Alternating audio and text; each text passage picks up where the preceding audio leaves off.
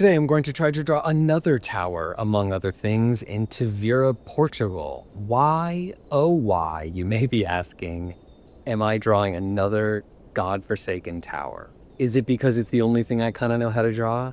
Maybe, but more likely, it has to do with what I talked about yesterday. But if you didn't watch that video, then you won't know what I'm talking about. So do that, I guess. But not really though, because do you care if I draw 10 more or 10,000 more towers? Probably not, and neither do I.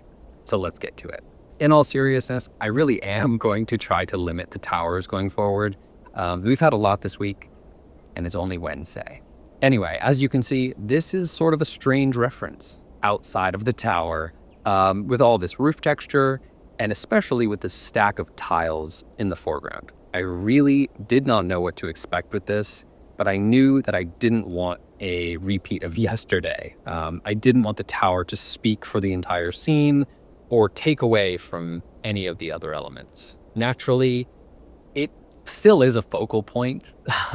Candidly, I wouldn't have chosen this reference had it not been there, but I really wanted to make an effort here and bring all of these contextual elements to the fore, spreading my attention across the entirety of the paper, which I think I achieve by the end.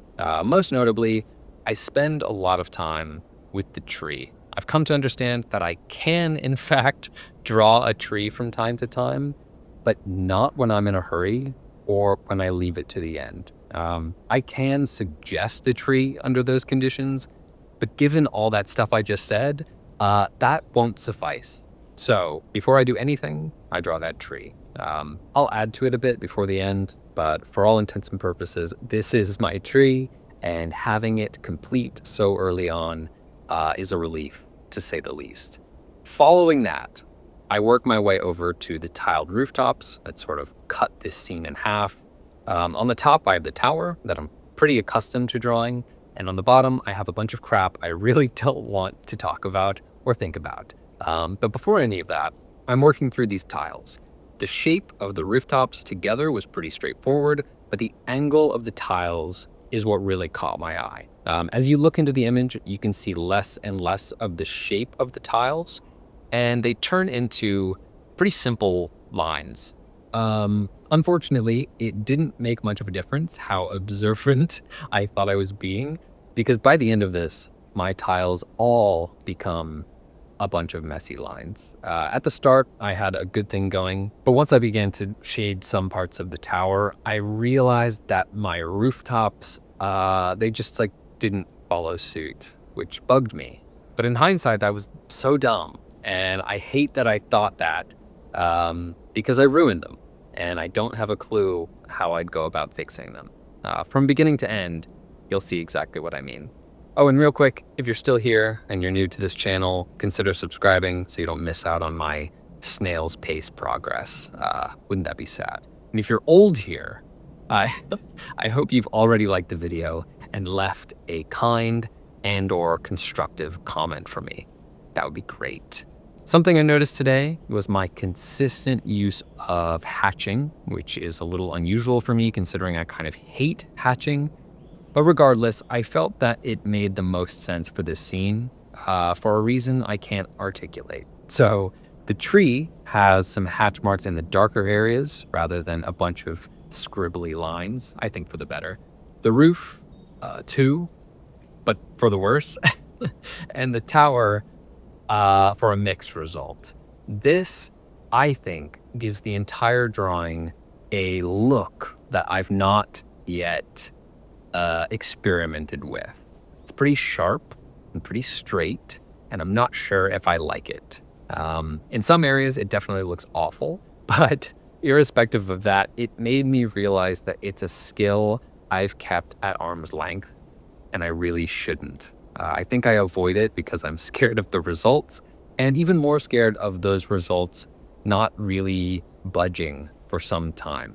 I really don't want to throw myself into that deep pit of ignorance and ineptitude, because I'm already in it. I don't want to go deeper, but I also recognize that that is imperative if I want to grow. So yeah, I implemented it here a lot more than usual. And what I forget about the pit is that there's usually a slight glimmer of light that gets in. There's always just a touch of hope. Maybe it's the tree in this case. Maybe it was just the smallest corner that was made better through hatching. I don't know. Whatever the case, it's that small step into the unknown that's most important. And it, illuminates the path that much more. I'm probably mixing metaphors like crazy, but you get what I mean. Sometimes the ugliest part of a drawing can be the most enlightening, and I think that may have happened today. On that note, can you believe this stack of tiles? Hideous. What was I thinking? I wasn't. I was just looking real hard at those tiles, trying to make sense of their individual shapes and the broader shape they were creating, and it didn't work at all. This mass of ugliness could be practically anything, and I don't like it, but what am I going to do about it? Nothing. There's nothing more to be done. So there it is. And here you can see what I was talking about when I said the drawing had this sharp, straight look. Very little going on here that screams swirly or organic, which is ironic given the tree. But I think you can see what I mean. My favorite part? Probably the birds. The birds in the clouds. Slap that background on some other better drawing, and I don't think you bat an eye. So yeah, let me know what you think of the whole process of this one. Like the video, subscribe to the channel. I appreciate you for taking the time to watch this one, and I'll see you tomorrow. Thanks.